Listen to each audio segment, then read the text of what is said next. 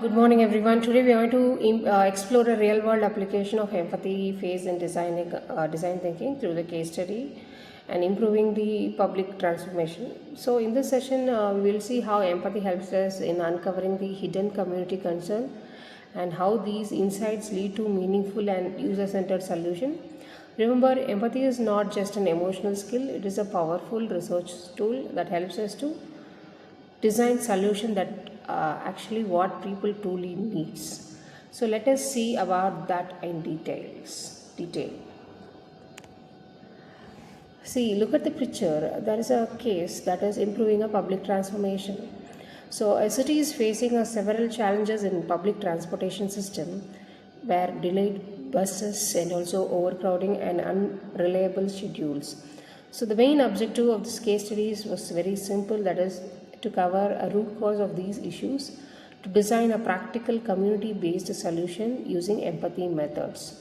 So the process followed the design thinking model is stating with observation, interviews, surveys, and workshops, and also empathy mapping. And finally defining the problem through how might we statement. So based on this, let us find the solution for this. So let us see the first step in empathy. So the first step in empathy is observation. So designers spent time at the bus stop and watching the commuters and their real life experience. So they noticed people are feeling frustrated due to long waiting times and overcrowded buses skipping stops, and also passengers checking their phones for updates. So one of the powerful observation was that mother with the children waited over 20 minutes and only to see the bus passes by because it was totally full. So such observation helps us to go beyond the data so that they reveal an emotional truths about the user frustration and needs. So next let us see about step 2. Step 2 is interview. So next designers conducts an interview with different groups such as professionals, parents, elderly citizens, and also students. So they asked open-ended questions such as tell me about what are the daily commute and what challenges do you face while using a public transformation. And for these conversation, there are several insights emerge. That is, working professionals were often late and faced conflict at office. Parents worried about the children's reaching the school on time and their safety. And elderly passengers felt unsafe waiting at the bus stop at nights. So, through these interviews, the human dimension of transport problems becomes clear. Next, let us go for step 3. So, step 3 is a survey. To reach the larger audience, online surveys were distributed. That is, the data has been released. That is, around 75% of rated bus reliability is very poor, and 70% said that they were late to work or school at least once in a week, and 85% of persons said that they would use buses more if the service were reliable. So these statistics validate and what observation and interviews have already shown. So the unreliable transportations was affecting the daily life and mental well-being of the people. Next, let us go for the step 4. So the step 4 is community workshop. So empathy also means collaboration. That is, in this step, the designer organized a community workshop to brainstorm the solution collectively.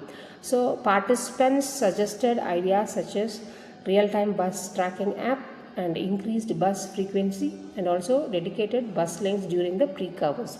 So this stages empowered the community to co-create solutions and also give them a sense of ownership and trust in the process. So next, let us go for the step 5. The step 5 is, we all know about that, is empathy mapping. So all the gathered insights were organized through the empathy map and documented what the user actually says, thinks, and does and feels. For example, they say that the bus is always late. Think is something that it will be late again. Does is something that he's always checking he or she may be checking the phones and calls ride share, and also feel is frustrated, anxious, and also stressed. So this helps us to understand not just behavior but the emotional drives behind those behaviors. So which is crucial for human-centered design. Next, let us go for the Step 6. So, step 6 is identifying patterns and persons. So, to the two main problems was defined, that is Mark, that is as a busy professional who needs punctuality, and Shara is the person who a parent who values safety and consistency. So, by designing for these two persons, we ensure the solution address real and distinct user needs instead of treating everyone in the same way. So, for a person to person, the situation differs. So, based on this, we'll go for step 7 for solving the problems.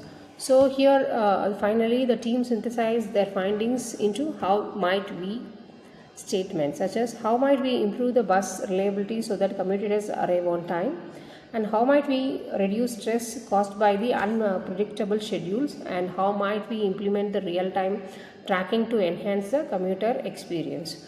So these statements transformed the community pain points to an innovation opportunity. Then the next stage is about prototyping, testing, and also results. So, based on the empathy-driven insights, prototypes were developed, which means a real-time bus tracking app is for live updates, and increased bus frequency during the peak hours, and dedicated lanes to the reduced congestion. So, after testing with the user, the result was very impressive, which means it increased the community satisfaction and 20% reduction in overcrowding, and noticeable reduction in stress and anxiety during the improved reliability. So this shows the empathy-driven designs leads to a measurable improvements in people's daily life. So the final conclusion is something that to conclude, the case study is beautiful. How empathy acts as a driver for change by observing, listening, and co-creating with the community. Designers uncovered not just the problems, but human emotions behind their problems. So empathy is not just a step to rush through; it is a foundation of innovation. So we design best when we design with the heart. Thank you. I hope you all enjoyed the session. Thank you.